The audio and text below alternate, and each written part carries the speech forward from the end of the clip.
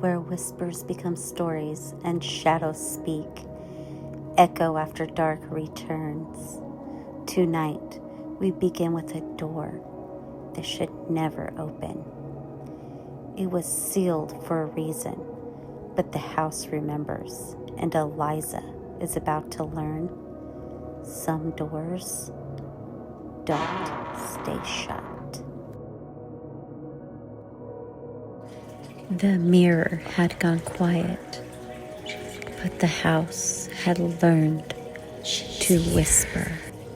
The east wing door, sealed for over a century, stood open, not because she touched it, because it remembered her. She didn't want to open the door, but the house did. Margaret Whitmore, Lorraine's sister, the one who stayed, the one who searched.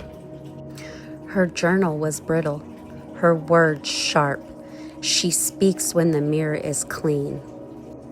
Eliza read the words aloud, and the candle dimmed, as if the room remembered her voice. She read the words aloud, not knowing they were meant to be heard. The ink didn't run, it recoiled. It curled inward, like something remembering pain. Margaret's voice was not gone. It had waited for Eliza.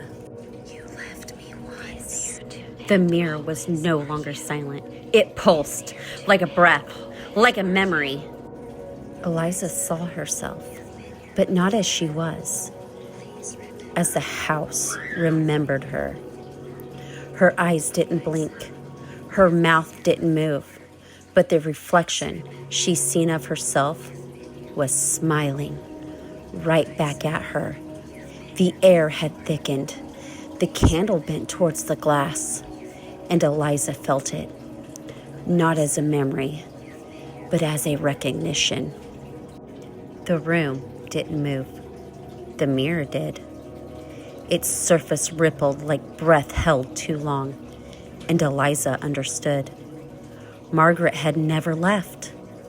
She hadn't vanished. She had been waiting, watching, for someone who would read the words aloud, for someone who would listen.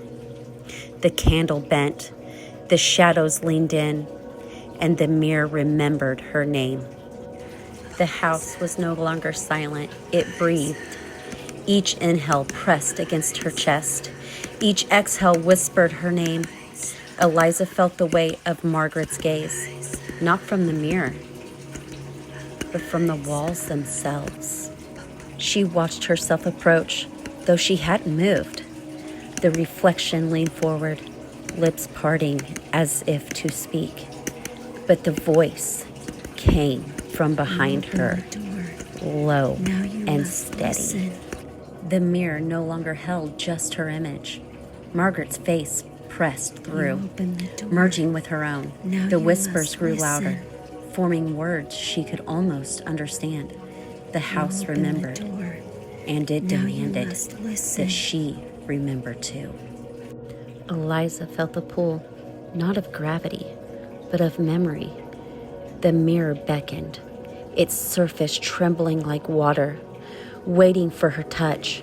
Margaret's voice was no longer a whisper. It was clear. The house spoke in fragments. Words bled through the plaster. Names she didn't know. Dates she couldn't place.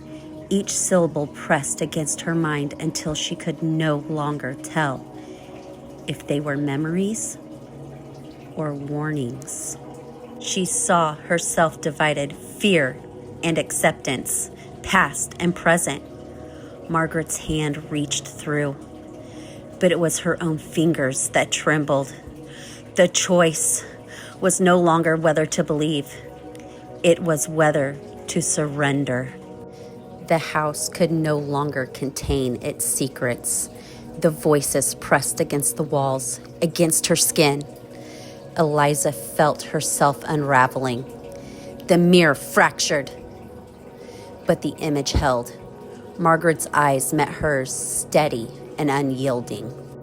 She stood at the threshold. Behind her, nothing but silence.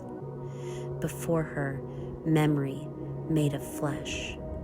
The house had waited too long. Margaret had waited too long.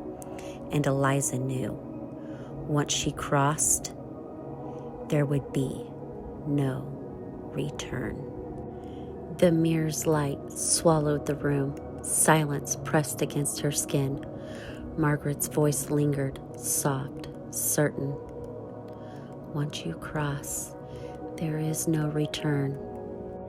The mirror rippled once, then went still. Eliza's candle lay cold on the floor, still smoking. The house had taken her memory. Now it wanted her name.